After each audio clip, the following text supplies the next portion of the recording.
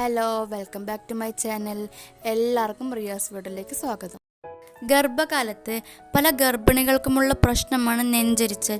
ഇതിൻ്റെ പരിഹാര മാർഗങ്ങൾ എന്തൊക്കെയാണെന്ന് നോക്കാം.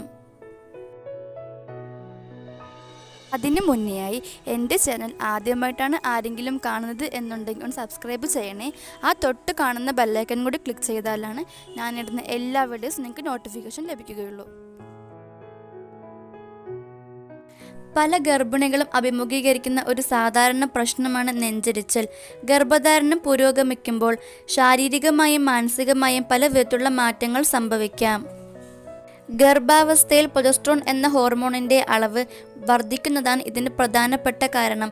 അതേസമയം പ്രസവത്തെ ഉൾക്കൊള്ളുന്നതിനായി ഗർഭപാത്രം വലുതാകുമ്പോൾ വയറ്റിലെ സമ്മർദ്ദം വർദ്ധിക്കുന്നു. ഇത് ഗർഭിണികളായ സ്ത്രീകളിൽ അന്നനാളം സ്പിൻകറ്റ് സമ്മർദ്ദം കുറയ്ക്കും. ഇത് നെഞ്ചരിച്ചലിൻ്റെ ലക്ഷണങ്ങളിലേക്ക് നയിക്കുന്നുണ്ട്. എന്നാൽ ഇത് ചിലപ്പോൾ കഠിനമായിരിക്കും. പല നെഞ്ചരിച്ചലുകൾ മരുന്നുകൾ ഗർഭിണികൾക്ക് നല്ലതല്ല. സ്ഥിതി കൂടുതൽ വഷളമാവുകയാണ് ചെയ്യുന്നത്. എന്നാൽ നെഞ്ചരിച്ചൽ ഇല്ലാതാക്കുന്നതിന് വേണ്ടി ചില കാര്യങ്ങൾ ചെയ്യാവുന്നതാണ്. അവ എന്തൊക്കെയാണെന്ന് നോക്കാം. രാത്രി വൈകി അത്താഴം നിങ്ങളുടെ നെഞ്ചരിച്ചൽ സാധ്യത വർദ്ധിപ്പിക്കുന്നു. അതിനാൽ രാത്രി 7:30 നിങ്ങൾ ഭക്ഷണം കഴിക്കാൻ ശ്രദ്ധിക്കണം. നിങ്ങൾ 3 മണിക്കൂർ മുമ്പെങ്കിലും അത്താഴം കഴിക്കാൻ ശ്രമിക്കുക. അത്താഴത്തിൽ മസാലയും അസിഡിറ്റിയുമുള്ള ഭക്ഷണങ്ങൾ ഒഴിവാക്കുക. പകരം ലൈറ്റായ ഭക്ഷണങ്ങൾ കഴിക്കാൻ ശ്രമിക്കുക. 3 നേരം കൂടുതൽ ഭക്ഷണത്തിനു പകരം ദിവസവും മുഴുവൻ നിരവധി ചെറിയ ഭക്ഷണങ്ങൾ ഉൾപ്പെടുത്താൻ ശ്രമിക്കുക.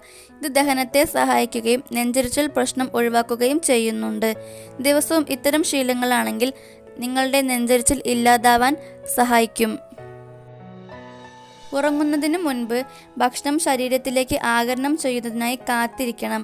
ഇതിനർത്ഥം നിങ്ങൾ ഭക്ഷണം കഴിച്ച ഉടനെ ലഘുഭക്ഷണം കഴിക്കുന്നത് ഒഴിവാക്കണം എന്നാണ്. കുറഞ്ഞത് 3 മണിക്കൂറെങ്കിലും കാത്തിരിക്കുക. ഇത് നിങ്ങളുടെ വയറിനെ സഹായിക്കുകയും ഭക്ഷണം ദഹിപ്പിക്കാൻ ആവശ്യമായ സമയം നൽകുകയും ചെയ്യുന്നുണ്ട്. ഉറങ്ങുമ്പോൾ ശ്രദ്ധിക്കേണ്ട കാര്യം, നിങ്ങളുടെ തല ഉയർത്തിപ്പിടിക്കുന്നത് ആസിഡ് റിഫ്ലക്സ് കുറയ്ക്കും. കാരണം നിങ്ങളുടെ തല ഉയർത്തുമ്പോൾ താഴത്തെ അന്നനാളത്തിലേക്ക് നയിക്കുന്ന ഗ്യാസ്ട്രിക് ഉള്ളടക്കത്തിൻ്റെ അളവ് ഗണ്യമായി കുറയുന്നു. നെഞ്ചരിച്ചൽ ഒഴിവാക്കാൻ ഇത് നിങ്ങളെ സഹായിക്കും. Thank you for watching.